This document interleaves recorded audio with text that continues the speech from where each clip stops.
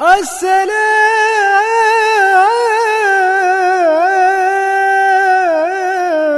علیکم۔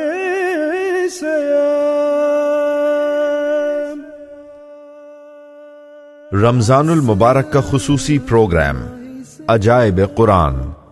اس پروگرام میں قرآن مجید کی مختلف صورتوں سے چن کر عجیب چیزوں اور تعجب خیز اور حیرت انگیز واقعات کو جن کا قرآن مجید میں مختصر تذکرہ ہے شامل کیا گیا ہے، ان کی مناسب تفصیل اور توضیح آپ کی خدمت میں پیش کی جائے گی۔ ان واقعات کے دامن میں جو عبرتیں اور نصیحتیں چھپی ہوئی ہیں ان سے آپ درس حاصل کر سکیں گے۔ میدان طیہ۔ جب فرعون دریائے نیل میں غرق ہو گیا اور تمام بنی اسرائیل مسلمان ہو گئے اور حضرت موسیٰ علیہ السلام کو اطمینان نصیب ہو گیا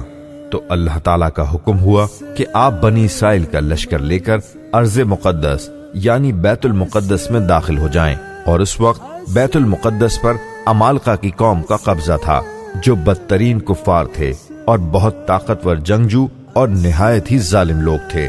چنانچہ حضرت موسیٰ علیہ السلام 6 لاکھ بنی اسرائیل کو ہمراہ لے کر قوم عمالقہ سے جہاد کے لیے روانہ ہوئے، مگر جب بنی اسرائیل بیت المقدس کے قریب پہنچے تو ایک دم بزدل ہو گئے اور کہنے لگے کہ اس شہر میں جبارین عمالقہ ہیں جو بہت ہی زوراور اور زبردست ہیں، لہذا جب تک یہ لوگ شہر میں رہیں گے ہم ہرگز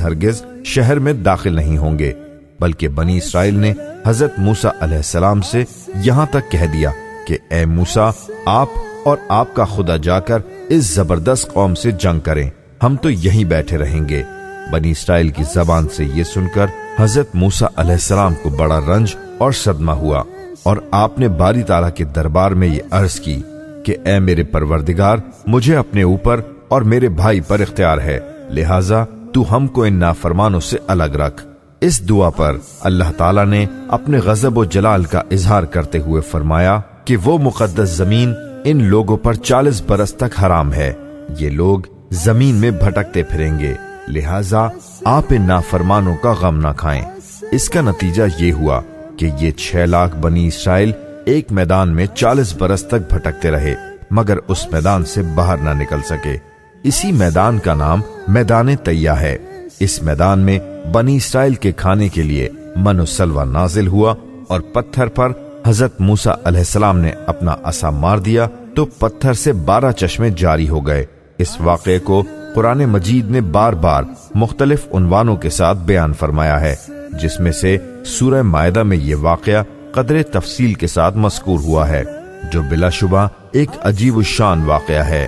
جو بنی اسرائیل کی نافرمانیوں اور شرارتوں کے تعجب خیز اور حیرت انگیز داستان ہے۔ مگر اس کے باوجود بھی حضرت موسیٰ علیہ السلام کی محبت اور شفقت بنی اسرائیل پر ہمیشہ رہی کہ جب یہ لوگ میدان طیہ میں بھوکے پیاسے ہوئے تو حضرت موسیٰ علیہ السلام نے دعا مانگ کر ان لوگوں کے کھانے کے لیے من و سلوہ نازل کرایا اور پتھر پر عصا مار کر 12 چشمے جاری کرا دیے۔ اس سے حضرت موسیٰ علیہ السلام کے صبر اور آپ کے حلم و تحمل کا اندازہ کیا جا سکتا ہے۔